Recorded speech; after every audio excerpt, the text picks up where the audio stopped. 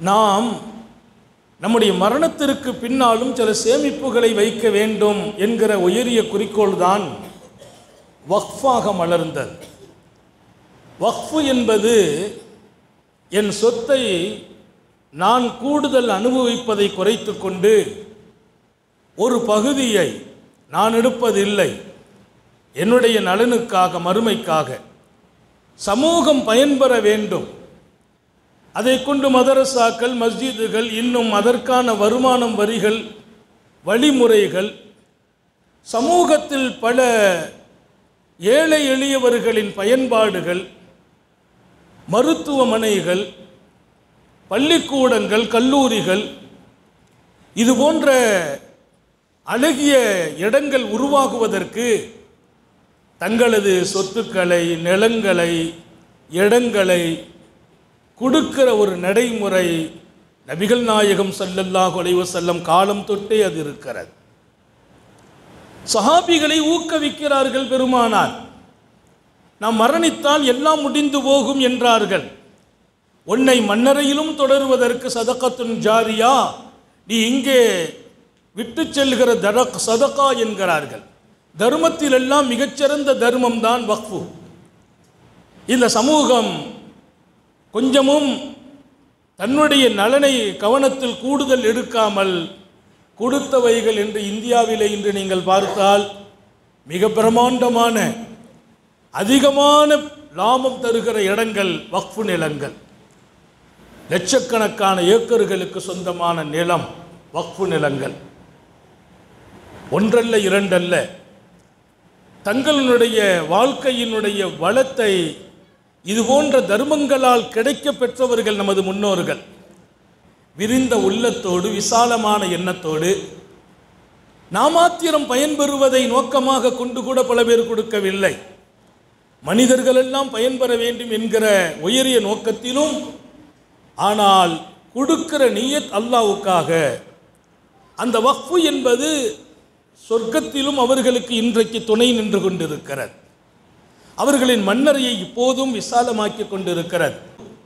இன்றைக்கு சமூகத்தில் நீங்கள் பார்த்தால் லட்சோப லட்ச மக்கள் கோடிக்கணக்கான தங்கள் சொத்துக்களை தூய இதயத்தோடு, உயரிய குறிக்கோளோடு, லட்சோப லட்ச மக்கள் பயன்பெற வேண்டும் என்ற விரிந்த உள்ளத்தோடு, அல்லாஹ் நம்முடைய மறுமையை விசாலமாக்க வேண்டும் என்கிற மகத்தான அந்த மறுமை சிந்தனையோடு, இன்னொரு பக்கம் நம்முடைய தலைமுறைகள் நல்லா இருக்கணும், நம்முடைய தலைமுறைகள் நல்லா இருக்கணும்.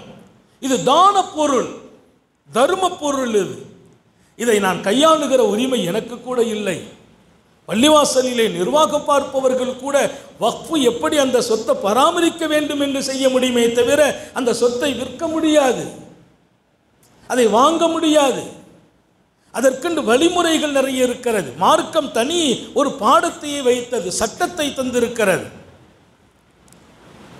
இது உயர்ந்த நோக்கங்களுக்காகவே காலம் காலமாக சாலிஹீன்கள், நல்லவர்கள், உயர்ந்தவர்கள், இதில் ஏழை பணக்காரர்கள் என்று வித்தியாசம் இல்லாமல் கஷ்டப்பட்டவங்க கூட தங்களுக்கு உள்ள தகுதிக்கு கொண்டு போய் தங்களுடைய இடத்தை பள்ளிவாசலுக்கும் சமுதாயத்திற்கும் நலனுக்குமாக கொடுத்த வரலாறுகள் எல்லாம் நாம் நிறைய வைத்திருக்கிறோம்.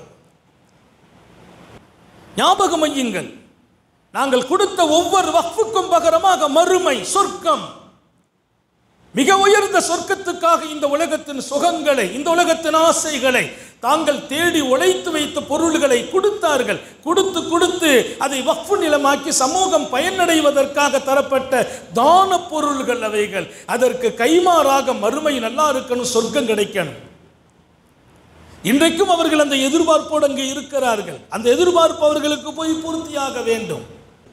சமூகத்தின் எல்லா நலன்களுக்குள்ளாலும் தங்களுடைய சொத்துக்களை பல லட்சம் பேர்கள் பயன்பெறுகிற வழியிலும், தங்களது வாழ்க்கை சீராகிற வழியிலும் உயர்ந்த நீயத்துகளும் எண்ணங்களையும் மனதில் கொண்டு மறுமையை மிக அழகாக ஆக்கிக் கொள்வதற்கு இந்த பொருள்கள் கொடுக்கப்பட்டு இன்றைக்கும் அது தொடர்கிறது.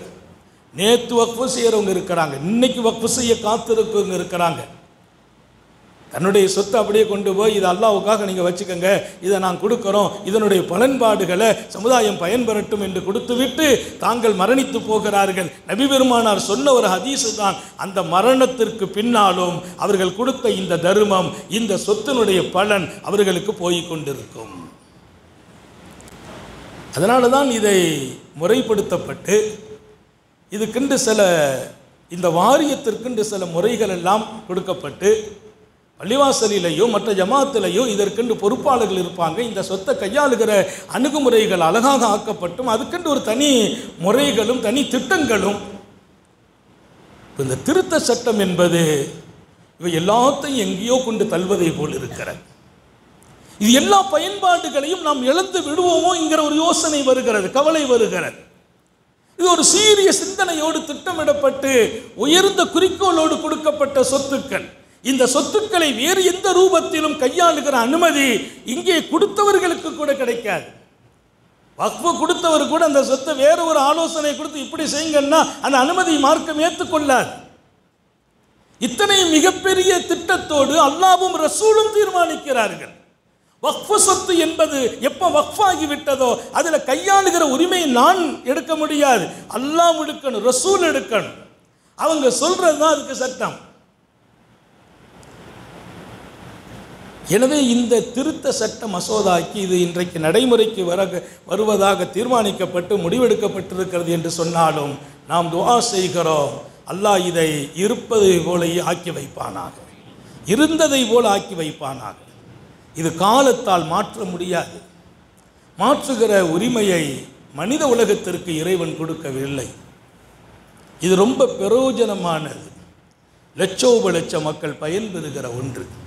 கொடுத்தவர்கள் மண்ணறையில் இதற்காக காத்திருக்கிறார்கள், மறுமையில் எதிர்பார்த்து கொண்டிருக்கிறார்கள். அவர்களின் இலக்கும் நோக்கமும் நிறைவேற வேண்டும். என்ன அவசியம் இந்த மாற்றம் இவ்வளவு அவசரமாக கொண்டு வருவதற்கு?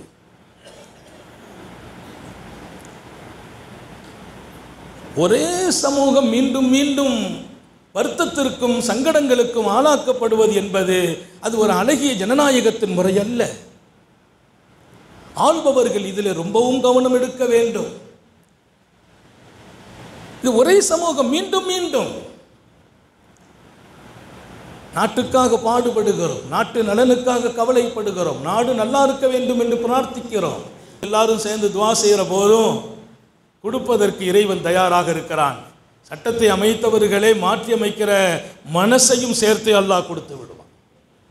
எப்போதும் எப்படி இருந்ததோ, கிட்டத்தட்ட இத்தனை நூற்றாண்டு காலம் எப்படி இது பாதுகாக்கப்பட்டு மூமின்களின் கரங்களில் அதற்கான உரிமைகள் இருந்ததோ அதே நிலை நீடிக்க வேண்டும், தொடர வேண்டும் என்பதுதான் நோக்கம். நம்ம வக்ஃபில் புதுசாக எதையாவது தாங்கன்னு கேட்கல, இன்னொரு இடத்தை எங்களுக்கு கொடுத்துருங்க, அங்கே இருக்கிற இடத்தை எங்களுக்கு தந்துருங்க அப்படிங்கிறது இல்லை. இருக்கிற இடம், இருக்கிற பொருள், இருக்கிற நிலம், இருக்கிற மஸ்ஜித், இருக்கிற மதரசாக்கள், ஹான்காக்கள் அது முறையாகவும் செம்மையாகவும் இருக்க வேண்டும் என்பதுதான் குறிக்கோள். அதில் தலையீடு என்கிறது அது உடன்பாடுக்கு அப்பாற்பட்டது மாத்திரமல்ல, அது நம்முடைய வக்ஃபினுடைய புனிதத்தை எங்கே கரைபடுத்துமோ என்ற அச்சம் இருக்கிறது. அதனாலே இன்ஷா அல்லாஹ் நிறைய துஆ செய்யணும். மீண்டும் மீண்டும் நலவுகளின் வாசல் நமக்கு திறக்கப்படணும். துன்பங்களும் துயர்களும் தொடர்வதில் அல்லாஹ் பாதுகாக்க வேண்டும். நம்முடைய சொத்து நமக்கு, நமது வக்ஃபு நமது உரிமை. அந்த உரிமை என்பதை நாம் இழப்பதற்கு இல்லை. நமது உரிமையை இழக்க யாரும் நம்மை நிர்பந்தப்படுத்துவதோ அல்லது நம்மை இழக்கச் செய்வதற்கான சட்டங்களை கொண்டு வருவதோ அது எப்படி ஜனநாயகத்திற்கு சரியாகும் என்பதை தான் அல்லாஹ்விடத்திலும் அரசிடத்திலும் கோரிக்கையாக வைக்கிறோம். இரக்கமுள்ள ரப்பு கேட்கிறான், நிறைவேற்றி தருவானாக. அரசும் இதற்கு சாதகமாக அமைய தௌஃபீக் செய்வானாக.